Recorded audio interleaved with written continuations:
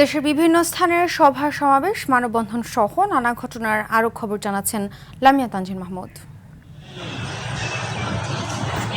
গাজীপুরের টঙ্গীতে টহল ও সন্দেহভাজন ব্যক্তিদের দেহ তল্লাশি করাকালীন মাদক কারবারিদের আঘাতে আহত হয়েছেন এক পুলিশ সদস্য।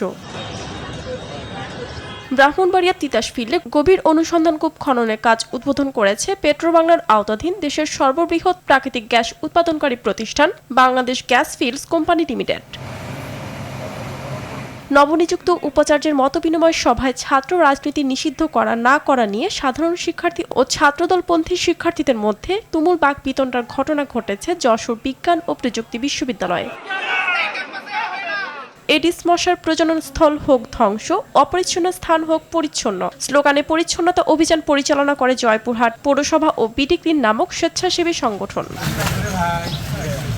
আসন্ন বর্ষা মৌসুমে জলাবদ্ধতা নিয়ন্ত্রণে রাখতে চট্টগ্রাম নগরীর ৪১টি ওয়ার্ডে খাল নালা পরিষ্কার কার্যক্রম শুরু করেছে চট্টগ্রাম সিটি কর্পোরেশন।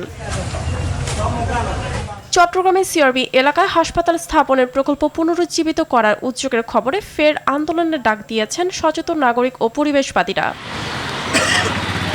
ঝিনাইদহের কালীগঞ্জ মাধ্যমিক বিদ্যালয়ের খেলার মাঠের উপর দিয়ে রাস্তা নির্মাণের প্রতিবাদে ঢাকা খুলনা মহাসড়কে অবস্থান নিয়ে মানববন্ধন করেন ৫টি বিদ্যালয়ের শিক্ষার্থীরা। পটুয়াখালীর রাঙ্গামালী উপজেলায় চাঁদা না পাওয়াকে কেন্দ্র করে এক বিএনপি নেতার ছেলের বিয়ের অনুষ্ঠানে হামলা ও মারধরের অভিযোগ উঠেছে। এ ঘটনায় সংবাদ সম্মেলন করেছেন তিনি।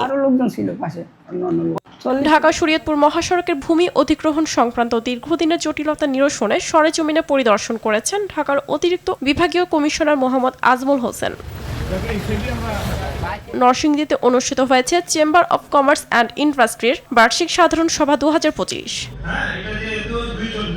উদ্ভাবন নির্ভর বাংলাদেশ গঠনে বিজ্ঞান ও প্রযুক্তি প্রতিবাদ দিয়ে সিরাজগঞ্জে শুরু হয়েছে ৪৭তম জাতীয় বিজ্ঞান ও প্রযুক্তি সপ্তাহ এবং বিজ্ঞান মেলা ২০২৬। উৎসবমুখর ও বর্ণাঢ্য আয়োজনের মধ্য দিয়ে যশোর বিজ্ঞান ও প্রযুক্তি বিশ্ববিদ্যালয়ে শুরু হয়েছে বার্ষিক ক্রীড়া প্রতিযোগিতা ২০২৬। লামিয়া তানজিন মাহমুদ, RTV।